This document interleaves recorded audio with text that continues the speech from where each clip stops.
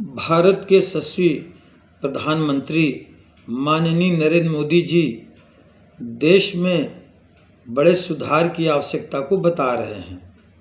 वह प्रत्येक बिंदु को बहुत पैनी दृष्टि से देख रहे हैं, चाहे वो छात्रों के एग्ज़ाम पर चर्चा हो या राजनीति में प्रवेश हो। वो चाहते हैं कि राजनीति बड़ी साफ स्वच्छ हो, राजनीति में अच्छे लोग आएं। उनका एक वीडियो बहुत प्रचलित हो रहा है। उन्होंने 15 अगस्त के दिन भी कहा, दिल्ली विजय के बाद भी कहा, कई जगह उन्होंने 1 लाख नवयुवकों को राजनीति में आने के लिए आमंत्रित कर रहे हैं, उनको तैयार कर रहे हैं। मेरे प्यारे देशवासियों, जब मैं देश में एक चिंता हमेशा कहता हूं, परिवारवाद, जातिवाद भारत के लोकतंत्र को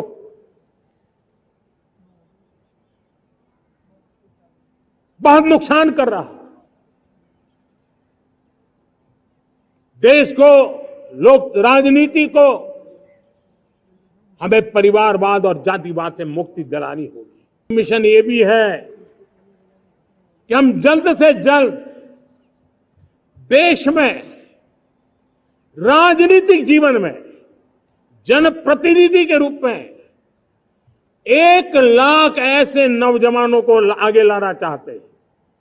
शुरुआत में 1 लाख नौजवानों को आगे लाना चाहते हैं, जिनके परिवार में किसी का भी कोई राजनीतिक बैकग्राउंड ना हो, जिसके माता पिता भाई बहन चाचा मामा मामी कभी भी राजनीति में नहीं रहे, किसी भी पीढ़ी में नहीं रहे, ऐसे होनहार नौजवानों को फ्रेश ब्लड 1 लाख, चाहे वो पंचायत में आए, चाहे नगर पालिका में आए, चाहे जिला परिषदों में आए, चाहे विधानसभा में आए, लोकसभा में आए, 1 लाख नए नौजवान, कोई भी प्रकार का पूर्व का राजनीतिक इतिहास उनके परिवार का ना हो, ऐसे फ्रेश लोग राजनीति में आए ताकि जातिवाद से मुक्ति मिले, परिवारवाद से मुक्ति मिले, लोकतंत्र को समृद्धि मिले। और जरूरी नहीं है कि एक दल में जाए, उनको जो पसंद हो उस दल में जाए, उस दल में जाकर के वो जनप्रतिनिधि बनकर के आगे आए। देश तय करके चले कि आने वाले दिनों में 1 लाख ऐसे नौजवान जो परिवार राजनीति से दूर दूर का संबंध नहीं है, ऐसे फ्रेश ब्लड आएंगे तो सोच भी नहीं आएगी। नवयुवक यद्यपि राजनीति में आने के बड़े इच्छुक हैं, लेकिन आज की राजनीति सेवा नहीं है, बल्कि सुविधाजनक जिंदगी है। उसमें रुआब है, प्रतिष्ठा है, दबदबा है, ग्लैमरस है, वीआईपी पन है। ऐसी प्रतिष्ठा कौन नहीं चाहता। सारे नवयुवक लालायित हैं।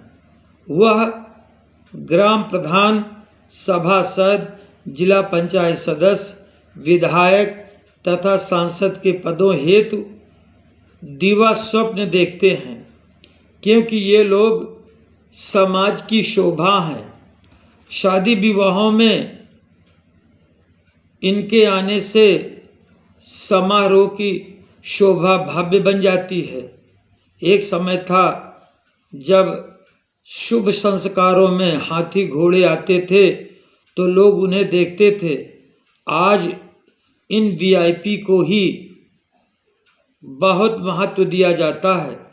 लोग इनके साथ फोटो खिंचा करके अपने जीवन को धन्य मानते हैं। इनके साथ में खींची गई फोटो फेसबुक की शोभा बनती है। ऐसी ग्लैमरस जिंदगी को कौन नहीं चाहेगा।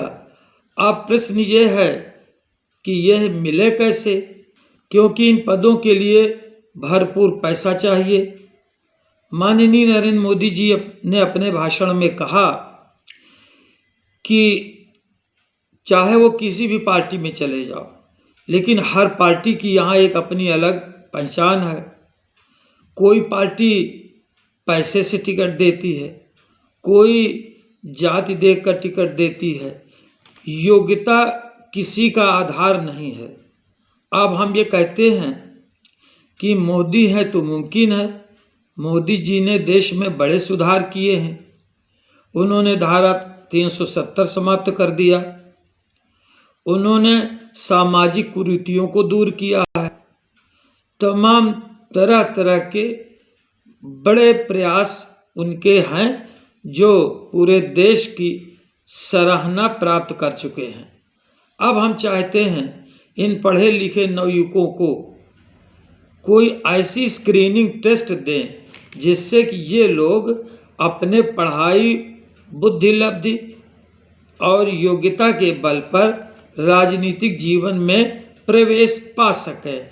अन्यथा इन नवयुवकों को कोई भी पार्टी स्वीकार नहीं करेगी। आप विश्व में देखिए, चीन में communist party of China CPC का शासन है। इसमें उच्च पदों तक पहुंचने के लिए कई स्तरों की कड़ी स्क्रीनिंग की जाती है। पार्टी के सदस्य बनने के लिए वैचारिक शिक्षा, इतिहास और नेतृत्व की परीक्षाएं जैसी प्रक्रियाएं होती है। आइए दूसरा देश है सिंगापुर की पीपुल्स एक्शन पार्टी PAP। आमतौर पर उच्च शिक्षित अनुभवी व्यक्तियों को ही राजनीति में आगे बढ़ने का मौका देती है। ईरान में देखिए, यहाँ राष्ट्रपति और संसद के उम्मीदवारों को गार्जियन काउंसिलिंग द्वारा अनुमोदन से गुजरना पड़ता है। उत्तर कोरिया, यहाँ राजनीति में प्रवेश की प्रक्रिया पूरी तरह से सरकार द्वारा नियंत्रित होती है। किसी भी राजनीतिक पद में जाने के लिए राज्य की विचारधारा और नेतृत्व के प्रति निष्ठा साबित करनी पड़ती है, किंतु हमारे देश में ये प्रक्रिया बहुत सरल है। उसके पास धनबल होना चाहिए, उसका अपना रसूख होना चाहिए, पैतृक प्रतिष्ठा भी होनी चाहिए, कोई न कोई परिवार में सांसद, विधायक या उच्च रसूख वाले पदों में रहा हो, और वो चाहे बिल्कुल पढ़ा लिखा न हो फिर भी वह राजनीति के योग्य है।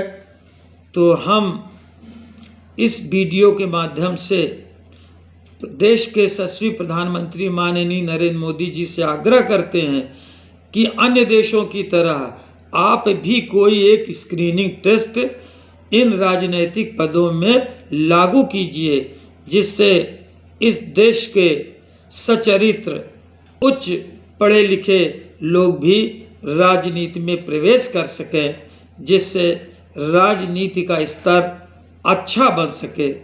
तो हमारा एक ही उद्देश्य है कि कोई न कोई इस तरह की स्क्रीनिंग होनी चाहिए, अन्यथा फिर यह आपका उनका युवाओं के प्रति जो आह्वान आपने किया है, ऐसी परिस्थिति में यह आह्वान व्यर्थ साबित होगा। बहुत बहुत धन्यवाद। जय हिंद, जय भारत।